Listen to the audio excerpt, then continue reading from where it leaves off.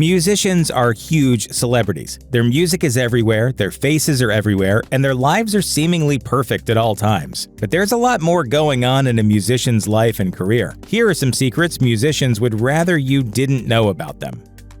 Most musicians want you to think they write songs by themselves, or at least played a very heavy part in creating them. The sad truth is, many write next to nothing, and their byline exists simply for the artist to get paid. Oftentimes, the singer merely contributes one or two words, which technically makes them a co-writer. Sometimes, they don't even bother with that much effort. Songwriter Chantel Kreviazek accused Avril Lavigne of writing little that she's been credited for. She later walked those claims back, but it's a little late for that. Then there's Lauryn Hill, who got sued by the songwriting team that helped her put together 1998's The Miseducation of Lauryn Hill. Her label credited Hill as writing most everything by herself, which the lawsuit claimed simply was not the case. They later settled out of court, but smoke suggests fire.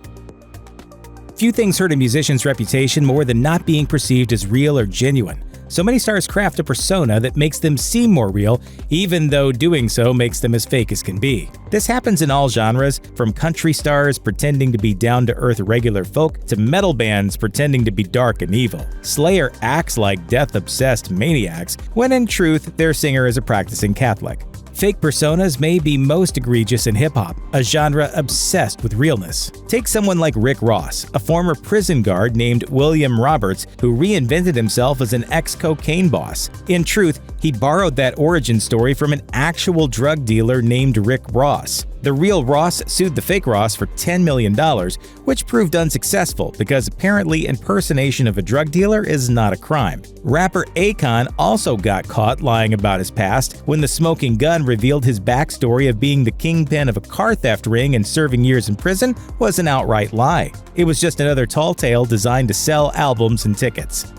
If your goal is to make money from music, here's a reality check. It's probably not going to happen. Thanks to downloading and streaming, virtually no musicians make money simply from writing, recording, and releasing music. Instead, be prepared to make your fortune through many other routes, some of which aren't glamorous in the least. Plenty of musicians make their money by touring, but for many, that simply isn't enough. That's why you see so many pop stars shilling their own lines of perfume and cologne, clothing lines, or anything else beyond a simple t-shirt with the artist's picture on it. They don't really care if you smell good, they just want to pay their bills.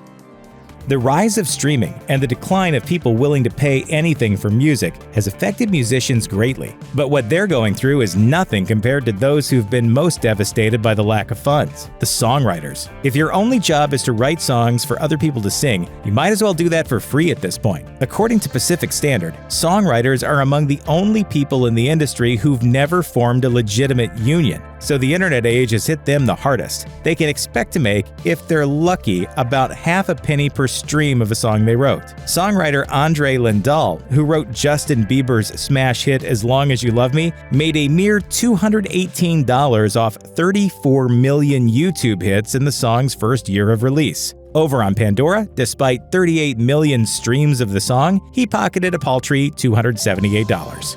Most musician feuds are about as genuine as pro wrestling feuds, cooked up to sell albums or simply to remind everyone the musicians exist. 50 Cent and Kanye West had a long-running beef, but to hear fellow hip-hopper Reverend Run tell it, they were acting from the start. The two often released music around the same time, so according to Run, their squabbling existed entirely to promote their work. Remember Beyoncé's sister Solange Knowles confronting Jay-Z in an elevator, perhaps as revenge for Jay cheating on B? Well, according to the lady's father, Matthew Knowles, that was staged melodrama from the start. There was a tour coming up, so the clan staged what the elder Knowles called a Jedi mind trick, which got everybody in the news, boosted tour exposure, and increased Solange's album sales by over 200%. Fake feuds can also introduce us to new people. In the 90s, teen R&B sensations Brandy and Monica were known for their feud. Years later, Monica admitted to a radio station that the drama was a label-authored storyline, cooked to launch them into the spotlight. Apparently, it wasn't enough to pretend feud over a boy in a duet, they had to actually feud to truly sell the song.